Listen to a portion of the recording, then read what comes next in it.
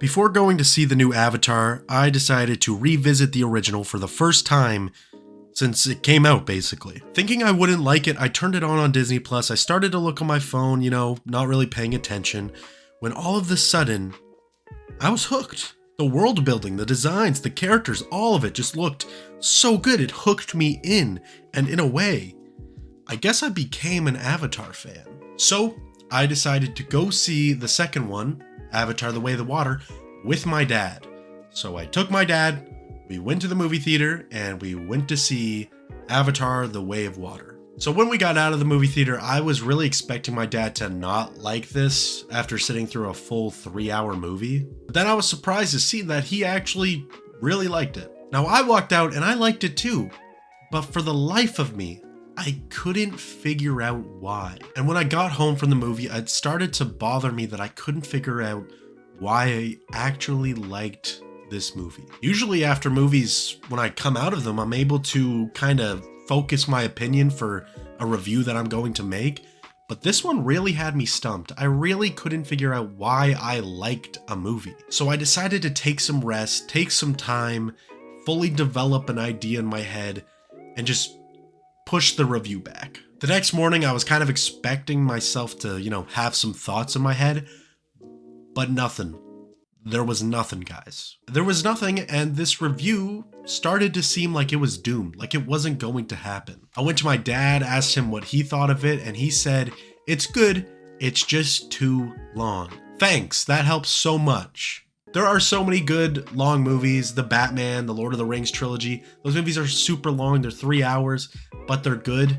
Good movies can still be long, so that doesn't really help. So I'm back at step one. I went to my computer thinking that something would help me write this review, something would come to my mind, but again, nothing. I was starting to think that maybe this movie had broken me. Maybe I'm not very good at doing this. I went to the living room, kind of defeated, and sat with my brother who was watching Fast and Furious marathon on TV. Fast 5 was on and I was seeing Dom Toretto hold a barbecue with his family, and that's when it hit me. Like a mother effing train. Family.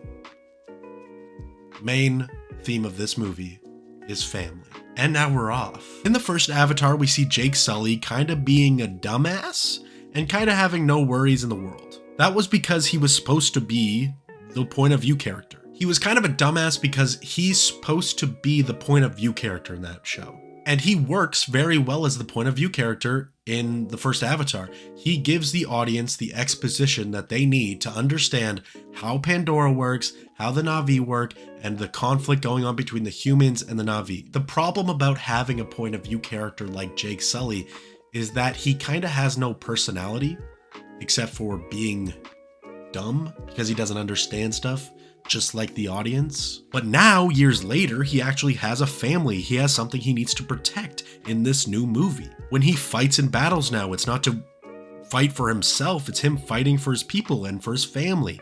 He's not the big-headed Marine anymore. He's a dad who's just trying to keep his family safe.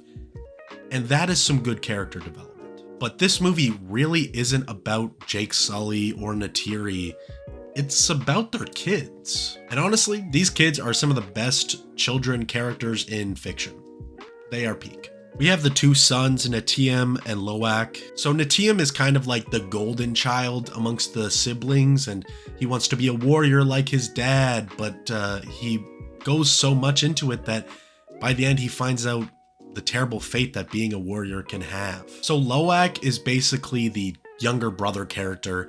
He's kind of in a shadow.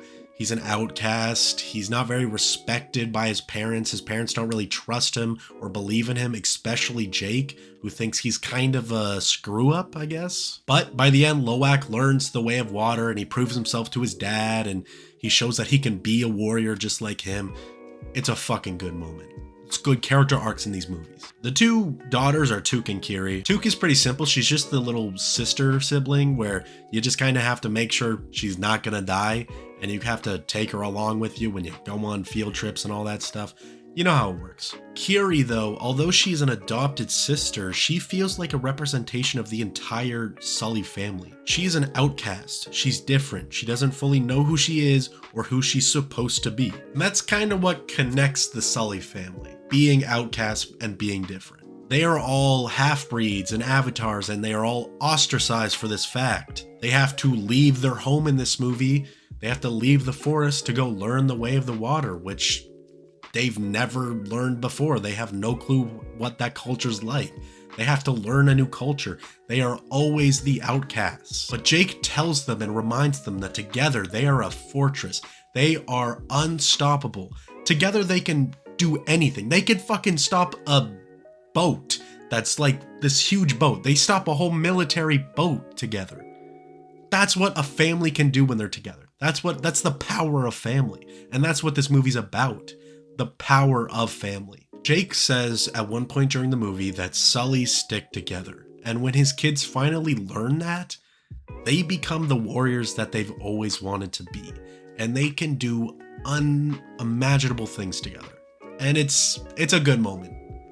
Good character development in this movie, guys. Like I said, this movie is surrounded by the idea of family and the power they have when they are together. And it's just really, really well done in this movie. I mean, like I said, they literally come together to take down a full-ass military militia boat. I love this movie. It's so good. I love this movie.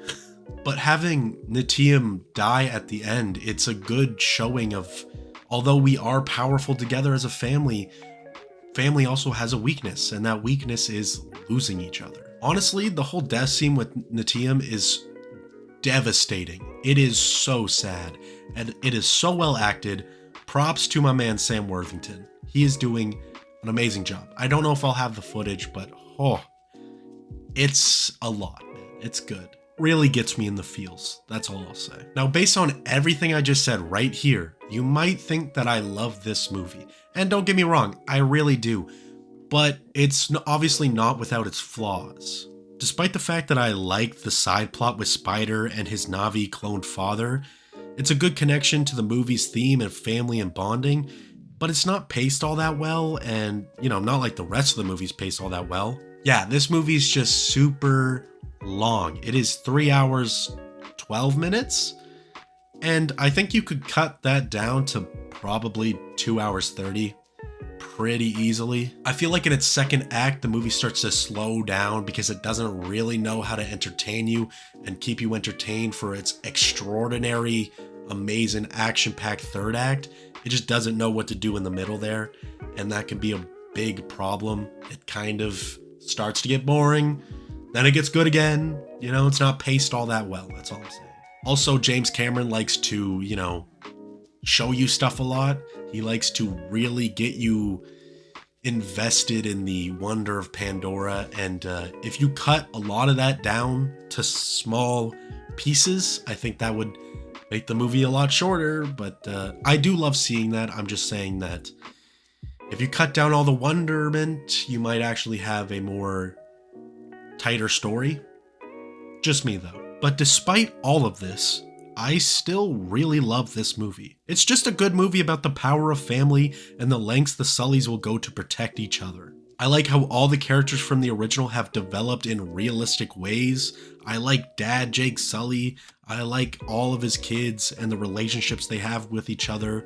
And it just feels realistic. I almost forgot I have to give a review, like I have to give a number score to this movie.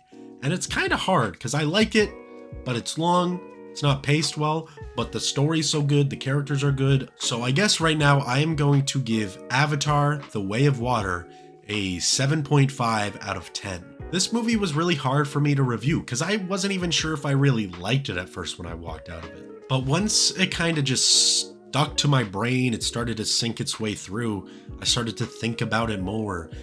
I started to like it and like it and like it even more every time I kept thinking about it. Yeah, this review actually almost broke me. I wasn't gonna make this. That's why the review is coming out in probably February, because I just didn't know what to say. And sure, I could have made a 15-minute video about me talking about how amazing the CGI is and how amazing the effects are and Everything looks so amazing. It's so well directed. James Cameron is a visionary. But I didn't want to do that. I wanted to talk about why I really liked it. Like why I liked it.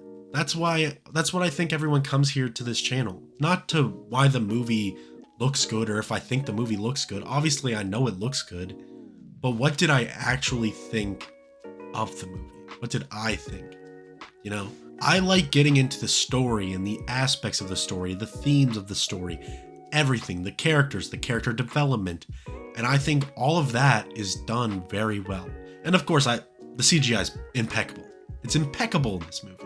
And that also goes towards my score, obviously. I just really love this movie. It's really good. Anyways, that was the Avatar: The Way of Water review. It is good. The movie is good, and now I feel that I am finally able to share why I like it, and I am now able to just rest. Also, remember, guys, to like and subscribe. Let's try to hit, I don't know, I guess this will come out at February, so let's see if we hit 200 by February, because I'm recording this by the end of January, or mid-January. I don't know the date. Anyways, stay safe, stay healthy, stay sexy. Okay, bye.